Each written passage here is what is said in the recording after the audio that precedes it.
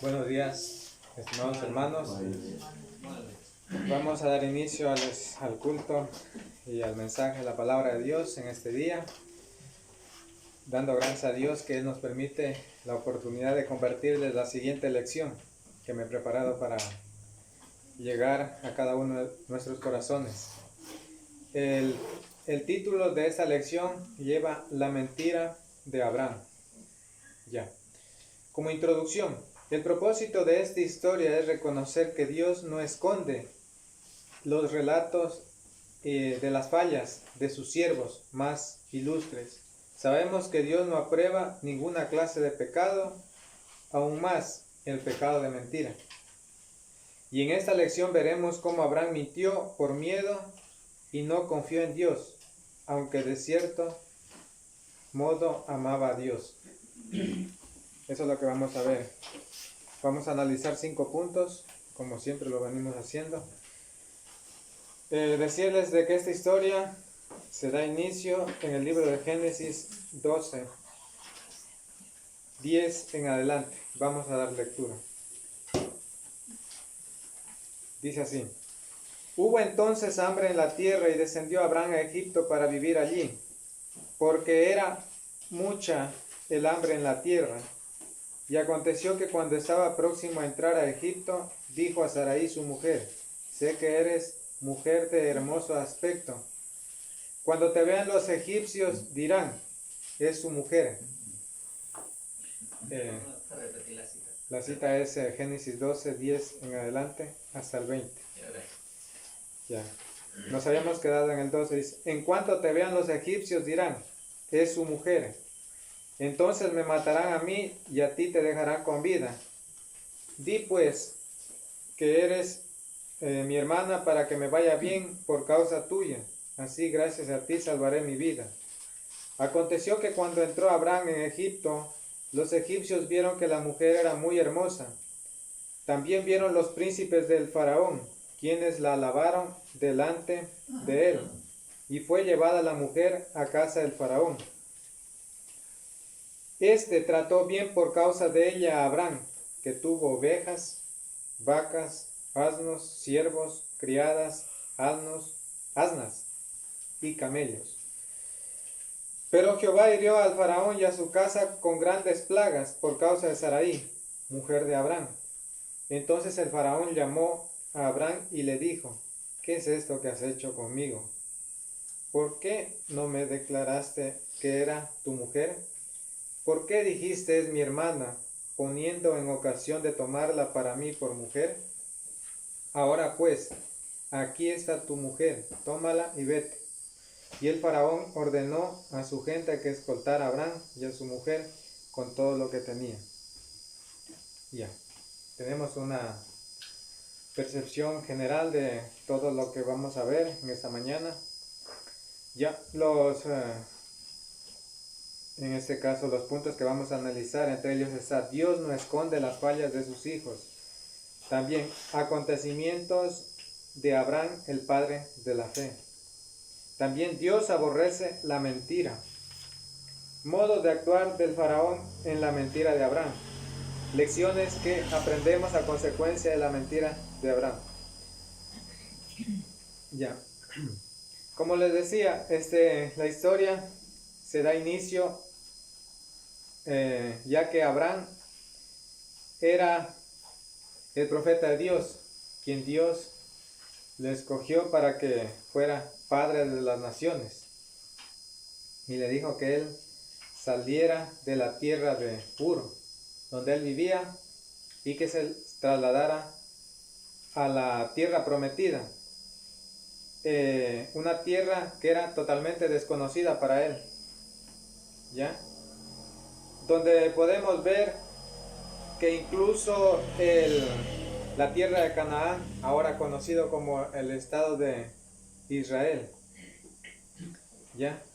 Ahí donde Dios le dijo, y él fue obediente a Dios, ¿ya? Él permanecía en Canaán.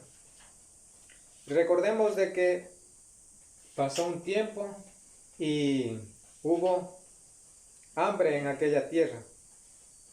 Y como es lo más lógico, cuando hay hambre, ¿qué toca hacer? Salir, ¿no? A buscar el alimento. El día de ayer también habíamos visto acerca de eso, ¿no?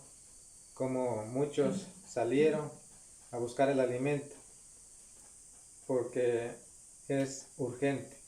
Ya. Asimismo, se podría decir que ellos se encontraban en esta tierra, pero debido a la necesidad, al hambre, tuvieron que salir a la tierra de Egipto. Egipto se podría considerar que era un imperio, digamos, era una potencia mundial. Se consideraba en aquel tiempo como el granero del pueblo, ¿no? De Israel. Ya era considerado en este caso o el granero del Medio Oriente, Egipto, porque más adelante podemos notar, nos habla la historia 400 años después, donde José guardó el alimento para que muchos pudieran ir a conseguirlo. Ya, entonces estamos hablando de Egipto.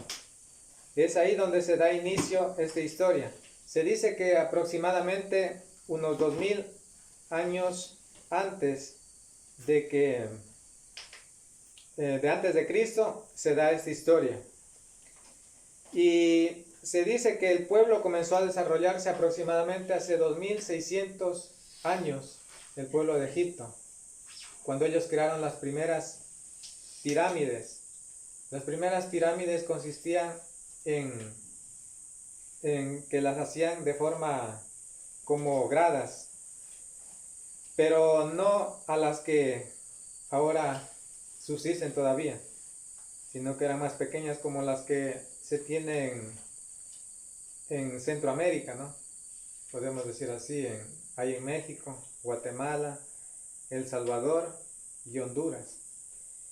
Más o menos se asemeja que a ese nivel de progreso, de desarrollo se encontraba. Ahí es donde vivía, en este caso, Abraham. ¿Ya? Podemos notar de que era un pueblo pagano. Egipto simbolizaba el pecado de aquel tiempo. Ellos tenían como Dios, dice que a los toros, a las ranas, también a los escarabajos.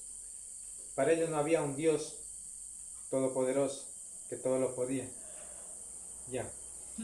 Dice que allá fue, pero algo notamos aquí, la percepción de Abraham, de que él se imaginaba que era un pueblo muy malo, porque recordemos de que él planea una mentira, y ahí es cuando se da inicio a esa historia. Pero antes de eso yo quería mostrarles acerca de que, para tener una idea general, de que Dios no esconde las fallas de sus hijos. Ese es el punto. Y he tratado de mostrar con verdades bíblicas al menos de que unas 4 historias que podemos encontrar en la Biblia, desde el Génesis hasta la venida de nuestro Señor Jesucristo. Por ejemplo, si Dios no esconde las fallas de sus hijos, y esos son ejemplos para nosotros en este tiempo, dice que entre ellos tenemos Abraham mintió que Sara era su hermana. Podemos notar en Génesis 22, vamos a ver qué nos dice en Génesis 22. Es una historia casi paralela a esta.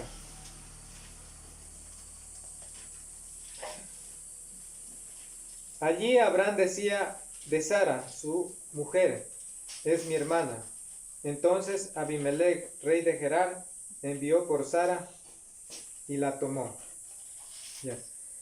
Vemos de que él continúa todavía aquí con ese pecado de mentir. Ahora estamos hablando del rey Abimelech, se encontraba en otro lugar, en Gerar. Ya. Pero vemos de que Dios nos cuenta aquí con el propósito de que Él no esconde las fallas de sus siervos más ilustres. Recordemos de que Abraham era igual que nosotros. No por ser profeta, no era más. Tenía las mismas debilidades. De pronto llegó el temor, el miedo, como también puede ocurrir en nosotros, que también podemos notar que Dios trabajó varios años hasta perfeccionarlo. Imagínense, el considerado padre de la fe, el ejemplo para los judíos en estas circunstancias. Tuvo que trabajar duro. Imagínense nosotros, si en él trabajó duro, ahora en nosotros, ¿cómo no trabajará para perfeccionarnos? Ya. Ahora también otra de las historias es de que David adulteró con Betsabé. Todos conocemos esa historia. Vamos a ver 2 de Samuel 11:27. 2 de Samuel, si mal no me equivoco, 11:27. Ya. La historia muchos la conocen.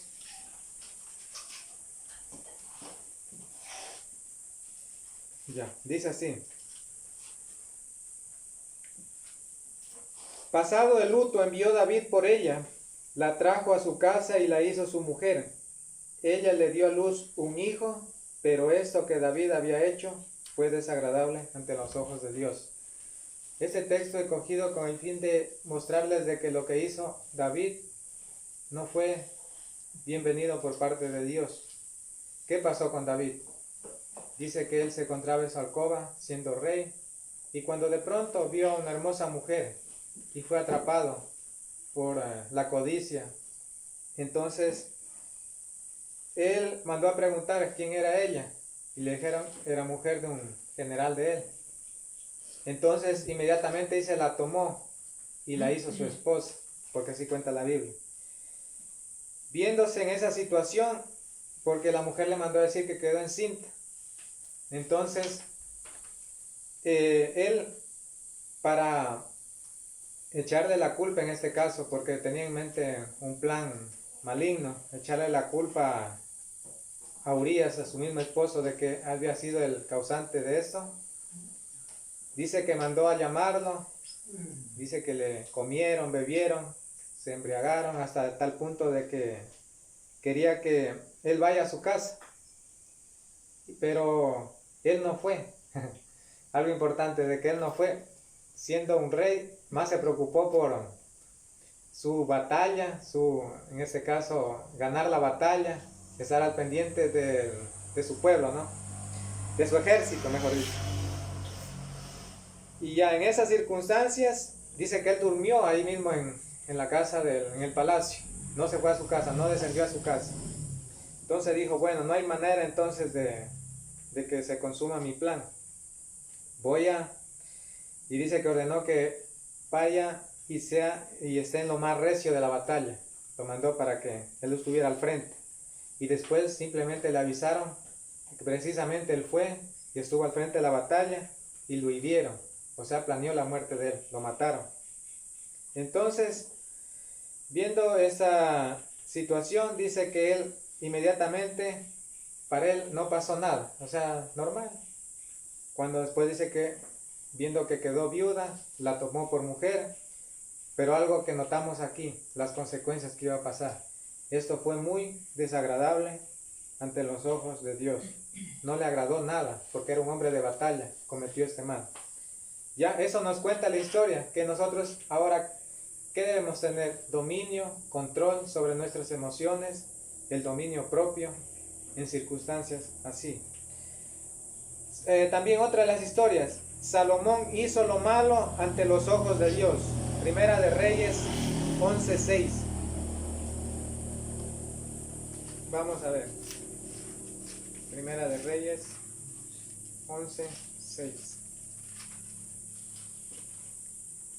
Dice así: E hizo Salomón lo malo ante los ojos de Jehová, pues no siguió cumplidamente a Jehová como su padre David.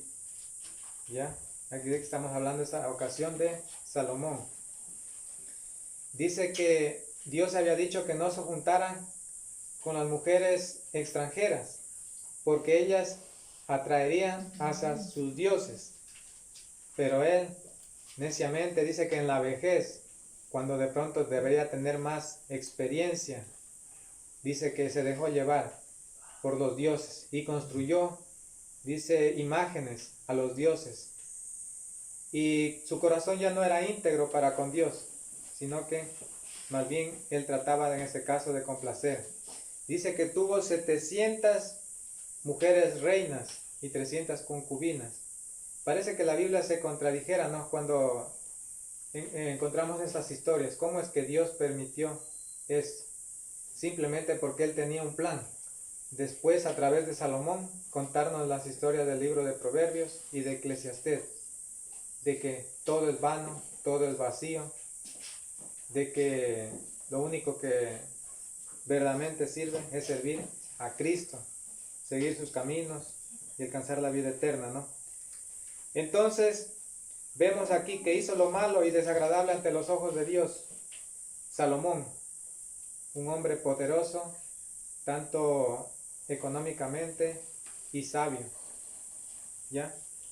Entonces vemos aquí de que Dios no esconde también las historias de estos grandes hombres, para mostrarnos de que son para nosotros ejemplo de lo que no debemos hacer. También el apóstol Pedro negó a Cristo. Vamos a ver Marcos 14:66. Marcos 14:66.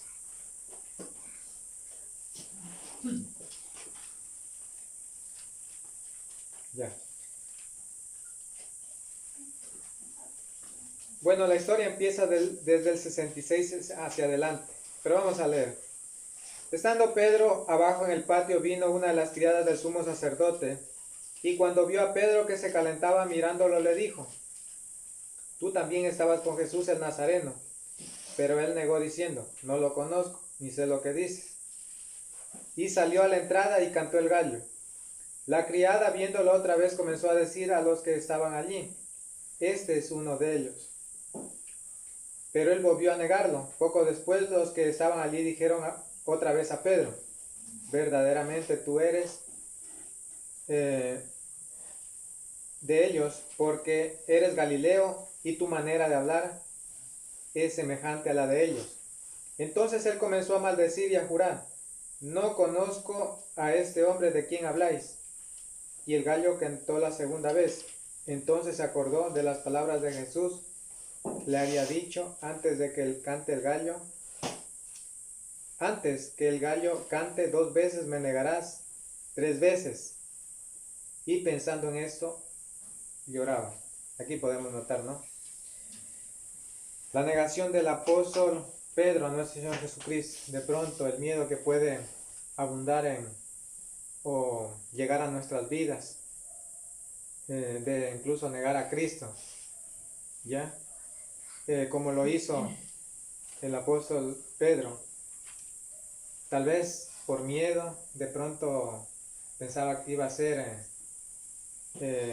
tratado igual que nuestro Señor Jesucristo. En ese momento lo negó, pero recuerden que Cristo le hizo una profecía de que antes de que le negara, el gallo cantaría 3 veces, como nos dice aquí, ¿no es cierto? Y ahí, pensando en eso, lo que notamos aquí dice que él lloraba amargamente, arrepentido. Hubo arrepentimiento para bien, porque recordemos que el apóstol Pedro era el precursor de la doctrina de Cristo, el primer evangelista, no el primer papa. Bueno, valga la redundancia en estos momentos hablar de esto, porque estamos tratando este tema, aunque el tema no es ese. Estamos hablando de la mentira de Abraham.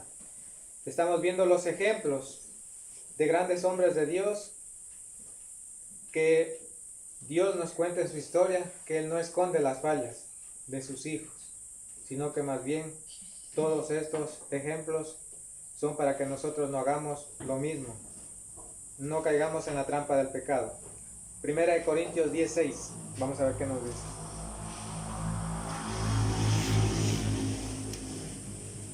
Primera de Corintios 10, 6.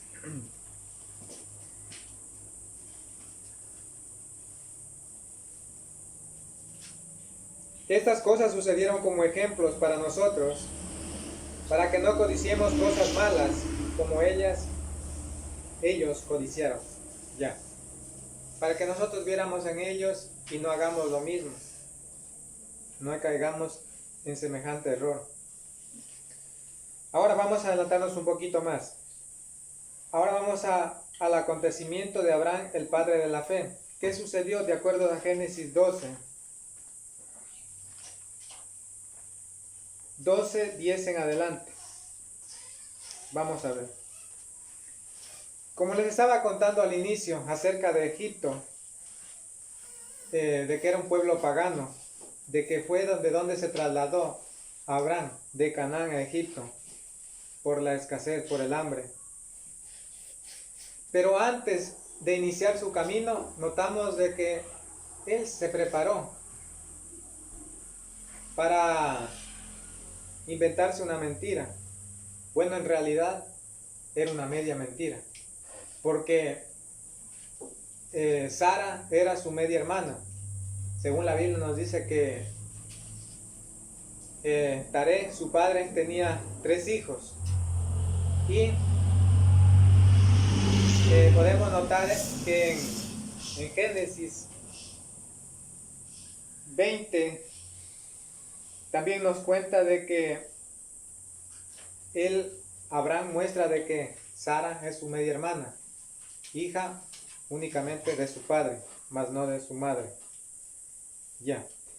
Pero lo que aquí vemos es de que lo que había en su corazón. Dice, cuando estaba próximo a entrar en Egipto, dijo a Sarai su mujer: sé que eres de hermoso aspecto. Analicemos un poquito aquí, de hermoso aspecto.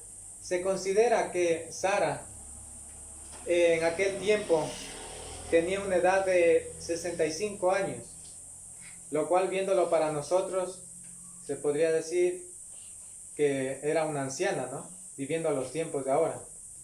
Pero recordemos de que Sara murió a la edad de 127 años. Se podría decir que se encontraba en la mitad de la vida. ¿Ya? Teniendo en cuenta de que la edad promedio de longevidad, se dice así, o vida, de acuerdo a los países, ¿no? Pero se podría decir que acá en Ecuador se estima entre los 80, un promedio de vida normal. Se podría estar hablando de que ella pudo haber tenido unos 40 años de edad. ¿Ya? A los 40 años de edad, todavía ahora una mujer se considera, de acuerdo a este relato bíblico, que era una mujer hermosa. ¿Qué es hermosa? Que es atraída y seducida. En este caso vemos de que los funcionarios de este faraón, dice, quedaron impactados al ver la belleza de esta mujer. Por una parte, es buena la belleza, ¿no? Pero en este caso le perjudicó a Sara, porque también nos habla en Proverbios. Dice, vana es la hermosura, y la mujer que teme a Jehová, esa es la que verdaderamente debe ser alabada, ¿no? Vana es la gracia. Sí. Entonces, se podría considerar que ella estaba en la mitad de unos, se podría decir, estimando unos 40 años. Estaba en su resplendor de su juventud, esplendor de su juventud. ¿Ya? Y fue muy atractiva. Entonces, por eso es de que Abraham planeó esta mentira. Pero algo que notamos aquí era de que él planeaba para salvar su vida. Teniendo en cuenta de que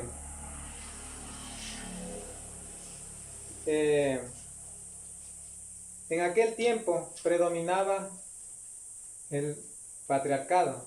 Lo que decía el hombre, eso tenía que cumplirse. En ese caso también Sara fue una mujer obediente. en este caso, el hombre lo que decía se hacía. Y simplemente él no se daba cuenta de las consecuencias que podía atraer por medio de la mentira. Pero igual siguieron su camino hacia el plan y también hacia Egipto. Les decía que Sara en realidad era su media hermana. Recordemos nosotros de que una media verdad no es la verdad completa. Y muchas veces nosotros nos hemos encontrado con eso. Solo por ponerles un ejemplo. Cuando alguien, como contaba un ejemplo, ¿no? Alguien llega a una casa, golpea y dice, se encuentra fulano. Y alguien sale, abre la puerta y dice, ¿a quién busca? Y dice, se encuentra tal persona.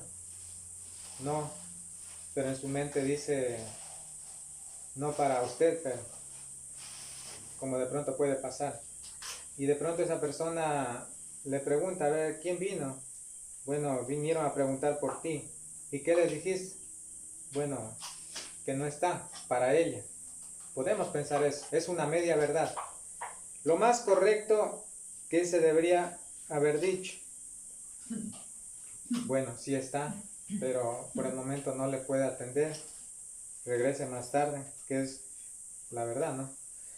También cuando alguien nos pide a veces nosotros un favor, ¿no? Y nos dice, ¿sabe qué? Usted va a la iglesia, ore por mí. Y nosotros le decimos, sí, sí. Y vamos a la casa y nunca nos acordamos. También estamos mintiendo. Bueno, algunos recomiendan, y bueno, lo que escuchaba decía que también sería lo más correcto es en el momento aprovechar y orar juntamente con esa persona, si desea. Ya. Y muchas mentiras así. Y por ejemplo, notemos de que a veces nos encontramos nosotros en apuros, a veces en cuestiones judiciales también, donde una parte sí es verdad y otra parte es mentira, lo cual Dios no quiere. Y las consecuencias podemos notar que son terribles, ¿no? Ya. Lo cual es mejor decir una verdad completa. Una verdad a medias es mentira, ¿no es cierto? Si era verdad que Sara era su media hermana, hija de su padre, más no de su madre, ¿ya?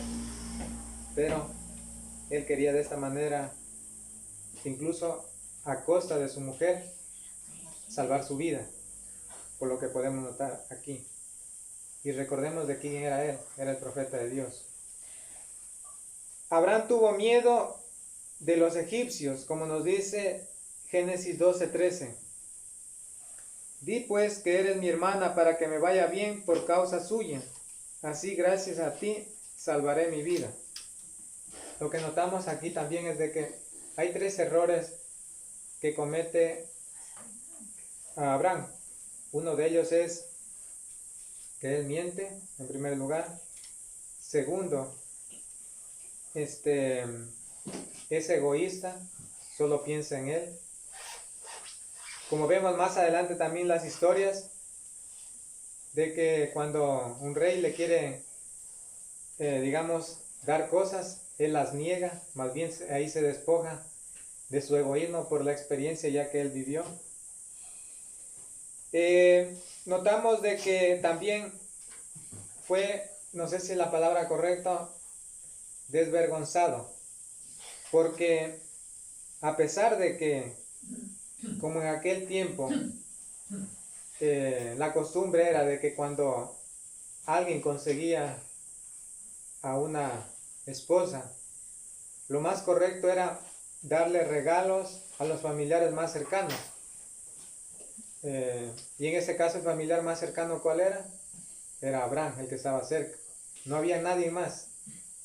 Entonces dice que él recibió todo cuanto le dio este faraón, porque él predominaba, él era el que ordenaba, y le dio los regalos, Y él nada en su mente, tal vez, más bien él estaba satisfecho, como tal vez ahora en este tiempo podríamos decir que aquel que le conquista primero a su hermano para de alguna manera, en este caso, conseguir a su hermana, ¿no?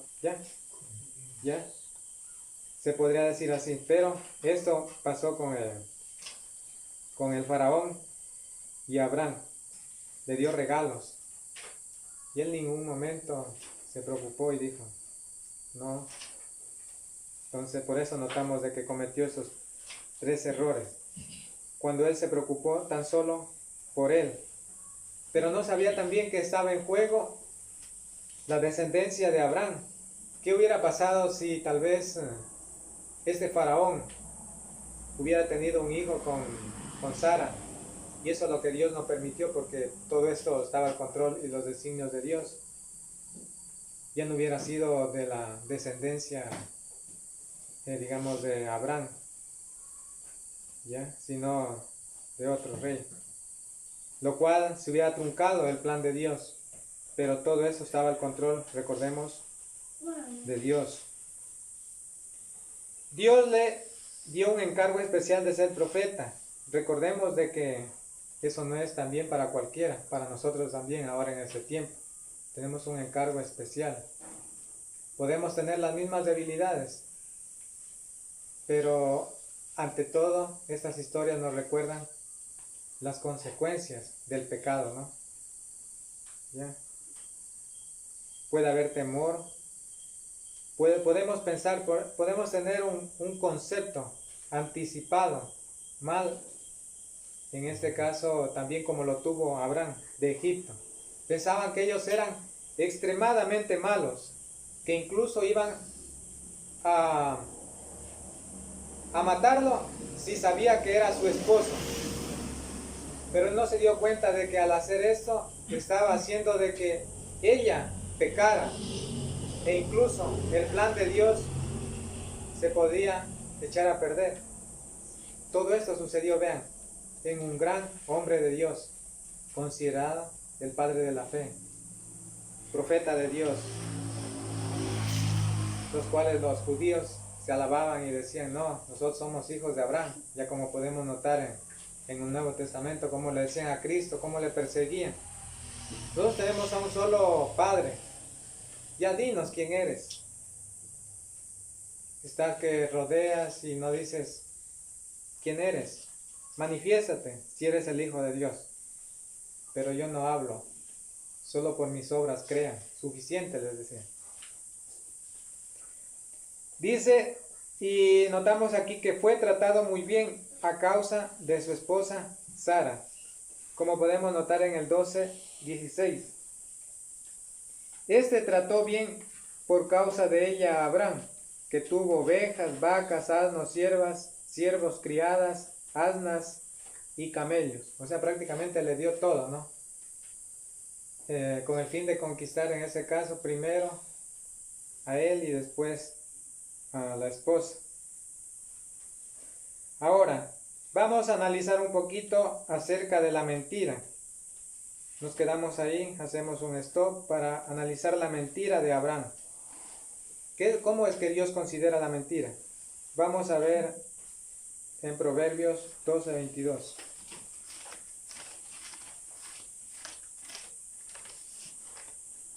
Proverbios 12:22. Dice así: los labios mentirosos son abominables para Jehová, pero le complacen quienes actúan con verdad. Abominables. Nos parece familiar esta palabra. Es la acción o efecto de rechazar por considerarlo desagradable o perjudicial en cuanto a lo espiritual. Es una acción o efecto de rechazar algo, ¿no? Puede ser perjudicial para nuestra vida espiritual. Entonces esto es para Dios desagradable, los labios mentirosos. Pero Él, ¿qué dice? Se agrada de los que actúan con verdad. Alguna vez le preguntaron a nuestro Señor Jesucristo, ¿qué es la verdad? La verdad es la palabra de Dios, ¿no es cierto? Ahí tenemos toda la verdad. No hay mentira en él. Dice, por causa de la mentira, Dios provee la muerte de Ananías y Zafira. En ese caso, Hechos 5, 3 y 4.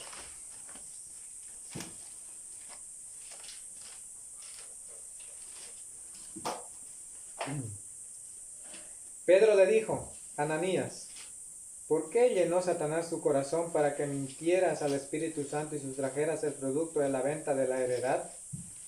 Reteniéndola no te quedaba a ti y vendida no estaba en tu poder. ¿Por qué pusiste esto en tu corazón? No has mentido a los hombres, sino a Dios. Este relato de esa mentira, de esta hipocresía en el caso de Ananías y Zafira, dice que en el primer siglo de la historia nos cuenta de que todas las cosas tenían en común, como lo que no es ahora, ¿no? Dice que el producto de la venta, las ganancias, traían a los pies de los apóstoles para que eso repartieran entre todos los creyentes. Resulta que una vez Ananías y Zafira, en un acuerdo, dice que ellos planearon una mentira. Decir, ¿sabe qué? Este es el producto de la venta, pero ellos se habían puesto de acuerdo de retener una parte, pensando que el Espíritu de Dios no iba a ver. Entonces dice que, supongamos una historia, la ganancia se estimaba de unos 5,000 y ellos hicieron quedar unos 2,000. Y ellos dijeron que ahí estaba todo completo. ¿A quién estaba mintiendo? Aparentemente a los hombres, pero en realidad estaba mintiendo al Espíritu Santo. Y Pedro tenía el Espíritu Santo, el cual inmediatamente dice que primero murió Ananías y fue un acto seguido. Después su esposa. ¿Ya? Notamos aquí, ¿no? Esta historia de qué es lo que trajo las consecuencias de una mentira, lo cual es perjudicial para el que lo practica. Bueno, claro que ahora no muere la persona en ese momento, pero espiritual, le afecta de algún modo. Es como que nosotros damos cabida al mal. En el momento que Abraham, recordemos de que él estaba planeando la mentira, estaba dándole cabida al mal que ingrese a su vida. ¿Ya? Es la puerta donde puede entrar el mal. Uno de los pecados que acarrea condenación, Apocalipsis 21:8. Apocalipsis 21:8. Dice así: pero los cobardes e incrédulos, los abominables y homicidas, los fornicarios y hechiceros, los idólatras y todos los mentirosos tendrán su parte en el lago que arde con fuego y azufre, que es la muerte segunda. Aquí habla de una lista de pecados, de los que menciona, y hace como énfasis. Los mentirosos también están ahí en esta lista. ¿Qué es mentir? Simplemente no decir la verdad o toda la verdad. Eso es. Entonces nosotros somos llamados a decir la verdad. Claro que la verdad por un momento puede incomodar, puede ser dura, difícil, pero es la verdad. Eso es lo que Dios nos manda. También Satanás miente y es padre de mentira. Juan 8:44. Juan 8:44. Dice así: vosotros sois de vuestro padre el diablo, y los deseos de vuestro padre queréis hacer. Él ha sido homicida desde el principio y no ha permanecido en verdad, porque no hay verdad en él. Cuando habla mentira, de suyo habla, pues es mentiroso y padre de mentira. ¿De dónde nace la mentira? Satanás es mentiroso, padre de mentira. Cristo aquí se molestó tanto que les dijo: vosotros sois el diablo. Así les dijo. Él es mentiroso, no hay verdad en él, es padre de mentira. Y nosotros, los cristianos, no debemos seguir esos pasos. Modo de actuar del faraón en la mentira de Abraham.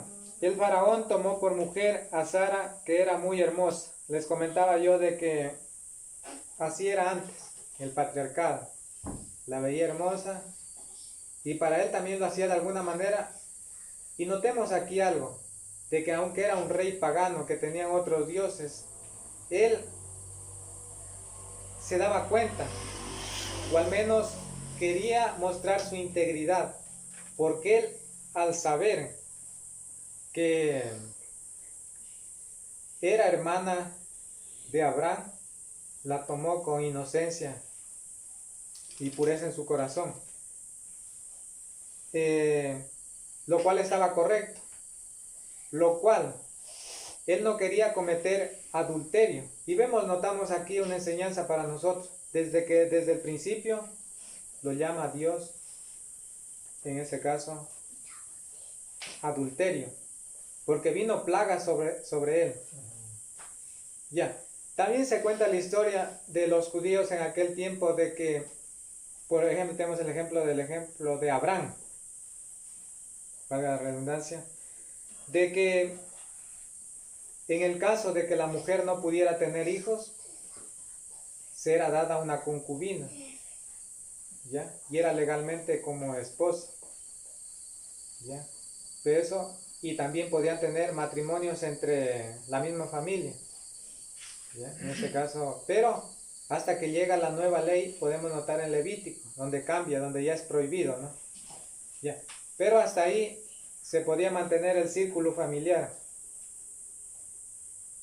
Y también notamos desde el principio que también se consideraba adulterio, como Dios lo llama también, o Cristo ya en el Nuevo Testamento, en Mateo 5:32. Desde que el principio era así.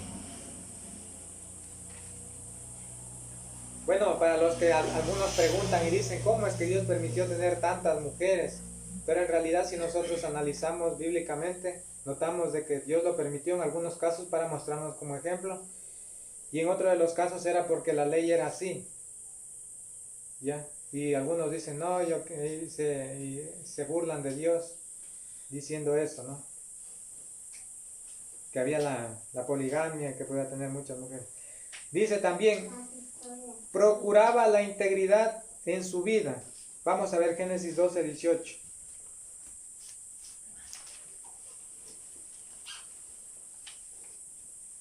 Entonces el faraón llamó a Abraham y le dijo, ¿qué es lo que has hecho conmigo?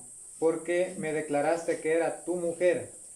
Pero antes de eso, notamos de que vino una plaga, una mortandad. De pronto se le morían los ganados, los camellos, las asnas, lo que sea. No nos especifica aquí qué plaga, pero seguramente era una enfermedad. Entonces él se dio cuenta que seguramente era por causa de esta mujer. Y fue y le reclamó a Abraham. Entonces el faraón llamó a Abraham y le dijo, ¿qué es lo que has hecho conmigo? ¿Por qué no me declaraste que era tu mujer? No sabemos cómo llegó, tal vez alguien le contó, se dio cuenta y dijo, desde que vino esta mujer, se me están muriendo todos los animales. ¿Ya? Vean, aquí podemos notar, ¿no? La integridad de este hombre, que él no quería ofender de algún modo a Dios ni a Abraham. También Dios le mostró en este caso al faraón que él tiene el control sobre los designios. Regresamos al 17. Pero Jehová hirió al faraón y su casa con grandes plagas por causa de Sarai, mujer de Abraham. Eso es lo que les decía, ¿no? ¿Quién tiene el control? ¿Quién tiene los designios? Todo era el propósito de Dios. Dios no permitió que él la tomara en sí como mujer, porque se destruiría el plan que era de la descendencia de Abraham, nacería el Cristo, el Mesías, ¿no? El faraón atendió al consejo de Dios cuando le dice, ¿por qué dijiste es mi hermana, poniéndola en ocasión de tomarla para mí por mujer? Ahora pues, aquí está tu mujer, tómala y vete. ¿Ya? ¿Qué has hecho? Le reclamó duramente. ¿Qué es lo que has hecho? ¿Por qué me mentiste? Aquí notamos también algo importante. Les contaba yo de que Egipto era un pueblo pagano, que no tenían a Dios como el Dios Todopoderoso, sino tenían a sus dioses, varios dioses. Que un incrédulo me venga a amonestar, como en este caso sucedió con el faraón. Tenía el principio de que el matrimonio era entre el hombre y la mujer, y que él se cuidaba del adulterio de algún modo. Este fue y aconsejó en este caso a Abraham, ¿no? Por el mal que había hecho. Cuando alguien incrédulo a veces viene a nuestras vidas y nos dice, tú que eres cristiano y actúas así, es verdad que duele, ¿no? De algún modo eso nos ayuda también, pero eso es lo que pasó también, esta enseñanza de que un hombre pagano redarguyera el corazón de Abraham para hacerle notar que él estaba mal lo que había hecho. Lecciones que aprendemos a consecuencia de la mentira de Abraham. Los miedos no nos ganen, confiemos en Dios. Ya, esa es una de las lecciones. Bueno, pueden haber muchos miedos en nuestra vida, a ser cristianos, de pronto ser perseguidos. Bueno, ahora ya no hay la persecución, solo en el primer siglo había. Bueno, la persecución es a través de esos corazones duros que resisten a la palabra. Esa es la peor persecución, ¿no? Los que no quieren obedecer, los que se burlan de Cristo, ¿ya? A veces puede haber miedos, como lo fue físicamente en este caso, porque él entraba a un pueblo pagano, que para él, en su concepto, era demasiado malo, y en cual en nosotros nos ha mandado a poner la confianza en Dios. Con él vencemos, él es vencedor, venció la muerte. Él dice, confíen en mí, yo he vencido. Dios tiene el control de cada designio. En el 21 vamos, en el 20 nomás. Pero antes habíamos leído de que todas las cosas que sucedieron desde el 17 hasta el 20, notamos de que Dios tiene el control de todas las cosas. En Filipenses 4, 6 o 7, si mal no me equivoco, donde dice que por nada estéis afanosos, si no sean puestas en Dios nuestras peticiones. ¿Ya? También Dios nos advierte de lo venidero. Segunda de Corintios 5:10. Vamos a ver ese texto.